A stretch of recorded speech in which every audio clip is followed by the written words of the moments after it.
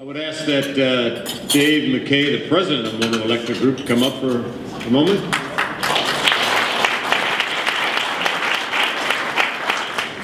Well, after the video, there's not a lot I'm going to say, other than I've had the pleasure working with Cap for 30 years. And as you see in the video, Cap treats everyone like family. He started the business as one person, one truck. He may touch on the fact that his biggest business break happened about a block from here, about 51 years ago. Mona's been in business for 52 years. The thing that you touched on a little bit, I'd like to talk a little bit more, is the longevity of the people at Mona and why we have people that are with our organization, which is an electrical contracting firm, for not just 10, 20 years, but 30 and well over 40 years. We just had a gentleman retire at 50 years. And it's because of Cap's, the word family, his family's here tonight, which is great to see the support. We have some of Mona's people here tonight. Let's hear it for Cap family.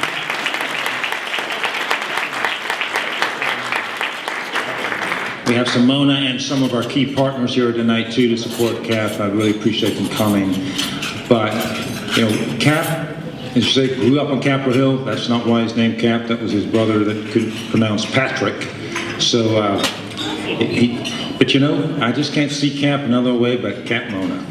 And say, the longevity we've had is because Cap treats everyone like family. As his granddaughter said, he hugs people, but it's more than that. It's people at Mona know that they're part of something bigger than just themselves. This is a company that was started from one person. In 20 years, Cap grew the company to the 32nd largest electrical company in the country. At that point, there was almost 100,000 electrical firms in this country. To grow it from one person, one truck, to 32nd, it's 20 short years, is just simply amazing.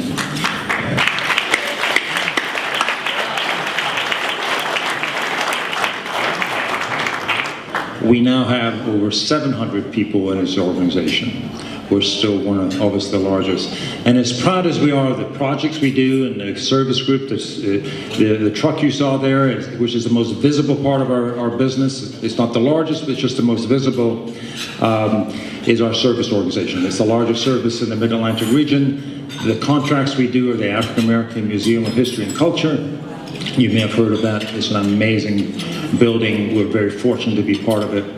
The museum, which was up on the screen, we're also part of the new University of Maryland Capital Regional Medical Center that's getting built.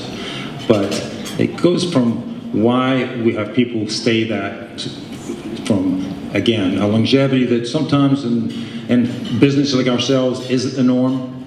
Certainly in this area, it's more people move around more than others. But it's because they know Cap isn't just generous to people within the Christmas in April or other organization. They know that if anything happens to them or their family, without hesitation, and I say this without any hesitation, Cap Mona would be there to help them. I have more examples than we all have time for tonight. One example is recently we had a tragedy within our company. We have 700 people. We have a tragedy where a young man lost a 3-year-old daughter to this recent flu.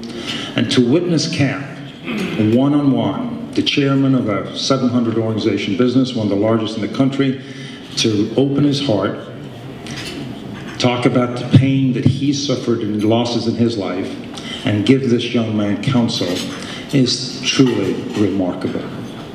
So with that, he's honored tonight because of his generosity, that he, as the company has grown over the last 30 years, Cap's dedication to helping others has grown along with it. And it's certainly my honor, privilege to introduce Cap Mona tonight. He's well deserved of this award, and it's, I'd like to hear.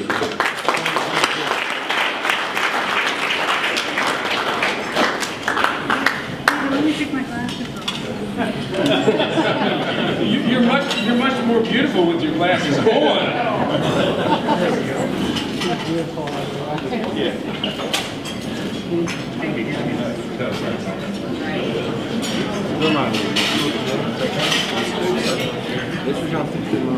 Thank you, Dave, and thank you, everyone. But I tell you this, humbly, I will receive and accept this wonderful award. And Christina, thank you for all you've done for the community, the Catholic faith. I've read your book. I've been on your radio show. Can't wait to see your museum. But I do have a little problem with lifetime achievement. Hell, I'm just getting started. Come on. It sounds like it's over with. Now, in the video, you might have seen that I say I'm the luckiest guy in the world, and I pronounce that as I am the luckiest guy in the world.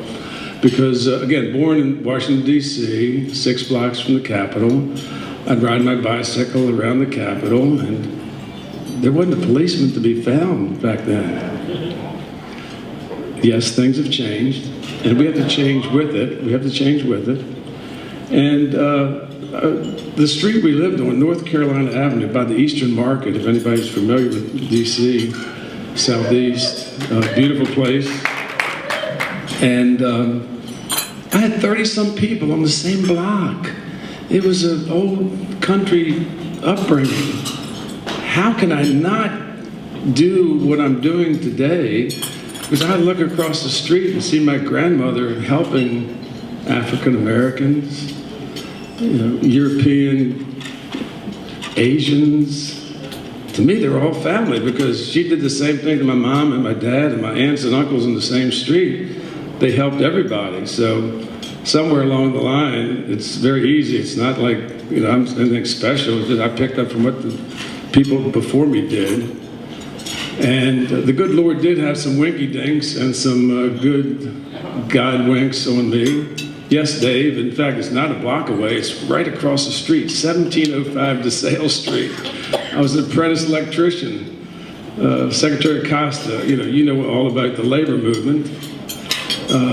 In your book, you mentioned the 1880s, the Catholic Church was a promoter of the labor movement, and labor has been a helpful hand in forging this country into what it is today. I was just an electrician helper through the apprenticeship program, and luckily the fellow that was working as my boss, right next door here, DeSale Street, 3 buildings, Larry Tayshoff was the owner, and as an apprentice I would be left alone for a few hours as the boss went off to the supply house or the beer hall. I'm not sure where he was, but nonetheless, I was in charge as a 4th-year apprentice. Yes, I did have my sights on starting my own company. I wanted to be out in the suburbs. I wanted to have 2 or 3 trucks. I'd have been a happy camper. I had a lot of children. God bless Chris and Scotty are here representing the family with their grandchildren.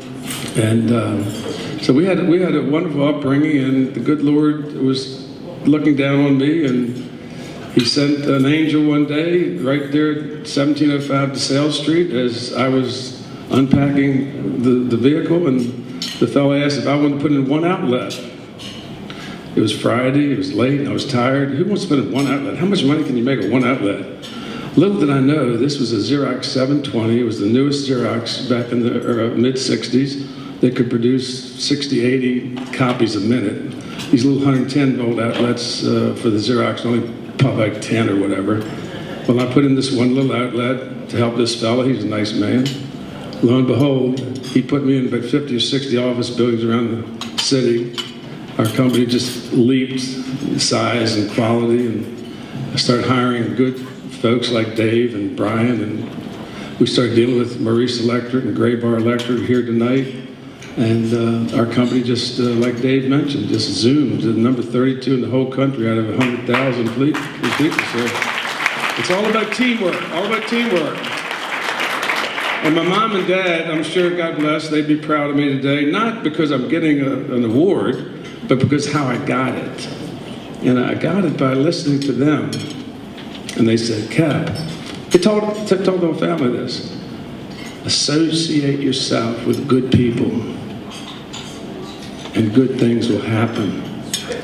So there it was. So I got a good family, got a good business. People care, like Dave mentioned.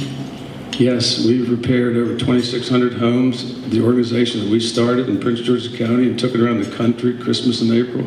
It's now called Rebuild Together. And yes, loving, caring people. And one of the first superstars, and Andrew, you're in the movie business, and I loved your movie, St. Paul. Just absolutely love it. Let's hear it for Andrew and his movie. My gosh. Woo. Dynamite, dynamite. If you look at that movie, it's real, it's real.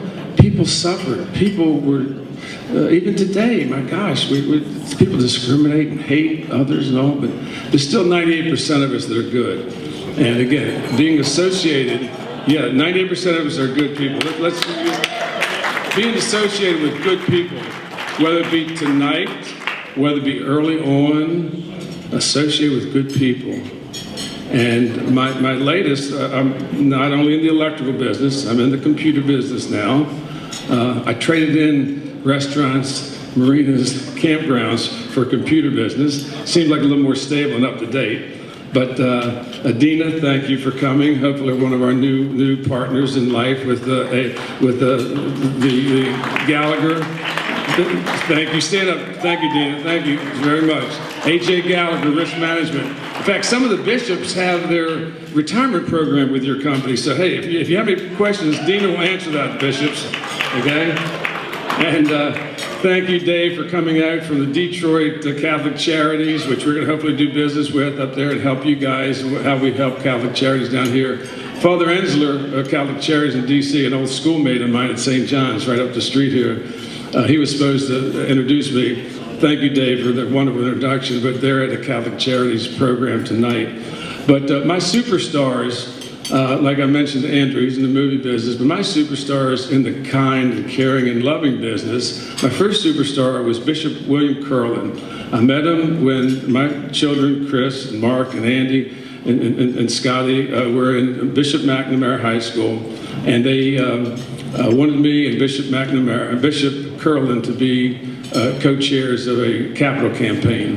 And thank the Lord, Bishop Curlin came into our life when my son Andy was dying of melanoma skin cancer, and he helped us through that. But he introduced us to the Sisters of Mercy, and we've been very helpful and generous to the Sisters of Mercy. And the only way we can give, and like Bishop McNamara, the person that he was the assistant to, and you heard it in the video, what you give is yours forever. What you keep is gone forever. So I was very fortunate. I've had a lot of good help and grew a company from zero to fantastic, and other businesses along the way. And we're just very fortunate to be able to give some of our properties and some of our wealth to people who need it. And Sisters of Mercy are one of them. But Bishop McNamara and Bishop Curlin came into our lives at a special time, and they're superheroes. And God bless people who've been in my life. And like my mom and dad said, associate yourself with good people, and good things will happen. God bless you. Thank you very much. Really appreciate it.